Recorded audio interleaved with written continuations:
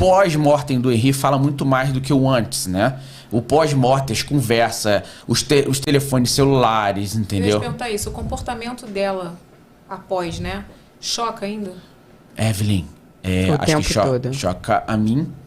Nós estamos falando para duas mulheres aqui que se Eu lido cuidam. com a barbárie todo dia.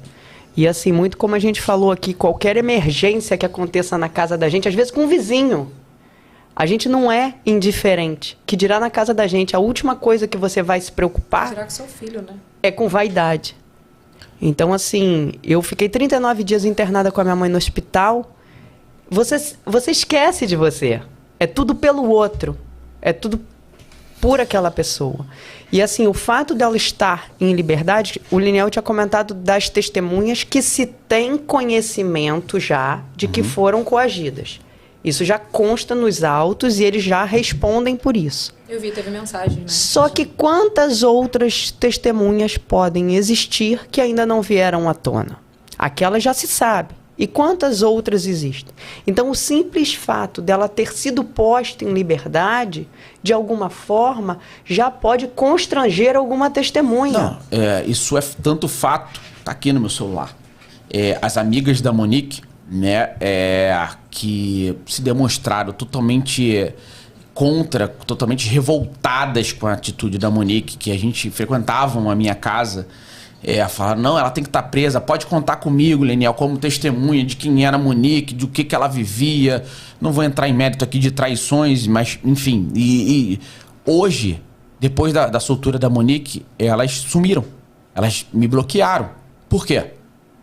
Elas são testemunhas de vida, de relacionamento, mas elas têm medo da Monique, entendeu? Medo como a Monique pode agir contra elas, entendeu? De quem tá por trás também, né? Porque tem uma família muito poderosa por trás também. Sim. E uma outra coisa, quando a gente fala sobre, assim, quando existe uma acusação no processo sobre os atos que aconteceram ali, sobre os inúmeros crimes que aconteceram, e a gente fala crimes no plural, né?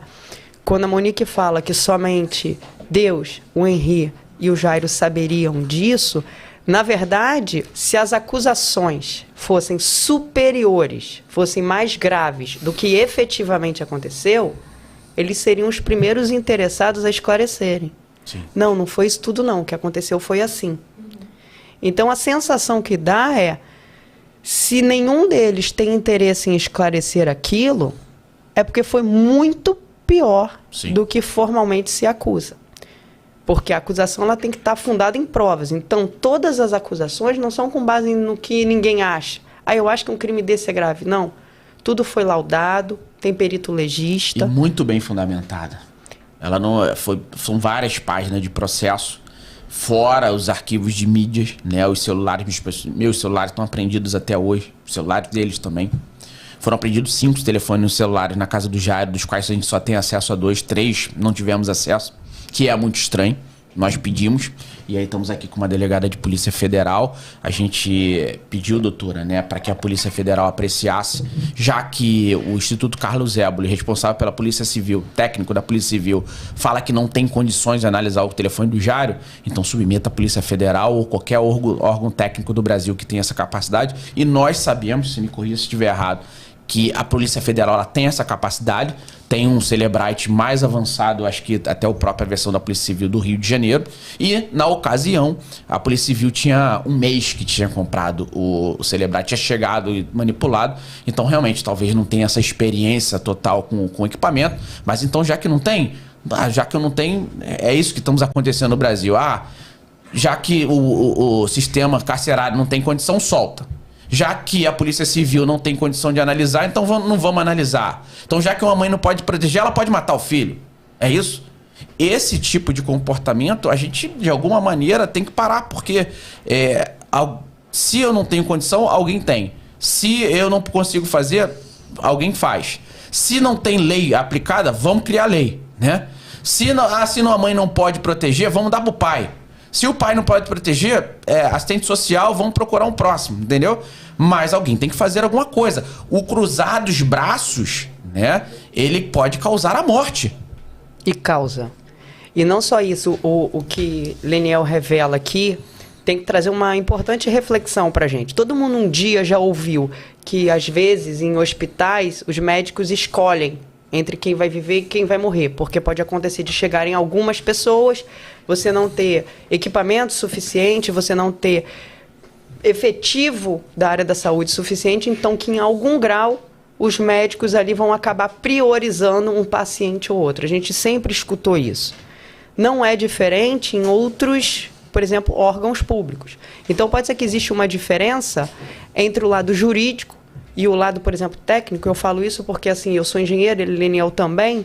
Quando você vira para um engenheiro e você fala assim, resolve esse problema, eu não estou falando que tem que ser com essa ou essa ferramenta. Eu estou falando para você me dar uma solução para esse problema.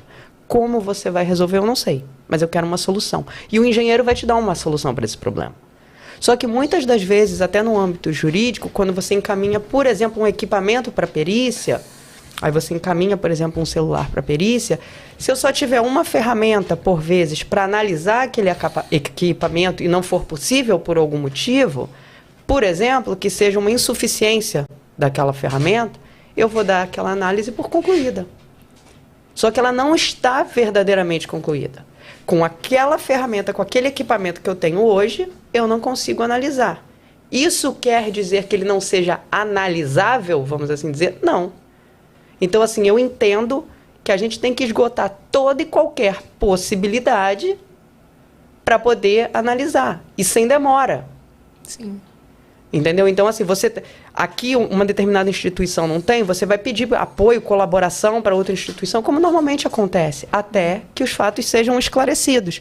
O que não pode é, por vezes, você apreender uma quantidade significativa de equipamentos que podem fazer a diferença sobre esclarecer o que de fato aconteceu. A verdade. E, por vezes, isso poderia ser interessante até para a defesa, não só para a acusação. Eu, às vezes, na qualidade ali por exemplo, pessoa investigada, você tem interesse. Eu sou a primeira a querer que sim, a perícia seja feita para mostrar o que aconteceu de fato. A verdade, né? Como Sim. você falou. E se a pessoa não tem interesse que a verdade venha à tona, tudo bem que os indiciados, os acusados, eles não têm obrigação, por lei, de provarem alguma coisa que pode, de alguma forma, prejudicá-los. Mas você não vê esse interesse de quererem submeter determinados equipamentos. Muito pelo contrário, de às vezes quererem deslegitimar um equipamento que é utilizado para toda e qualquer perícia, não só no estado do Rio de Janeiro, mas no país. Que é um equipamento que é usado por praticamente todas as forças policiais atualmente.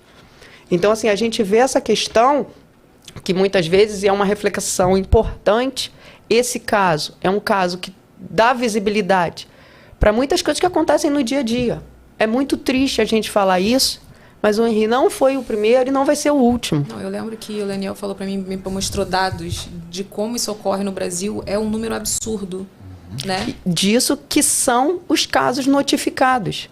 Que dirá os casos subnotificados, desaparecimento de criança. Como eu sempre falo, criança não desaparece. São 32 crianças assassinadas por dia no país, são dados atualizados, são dados da Unicef. É um genocídio todo dia no Brasil. São 32 Henris assassinados.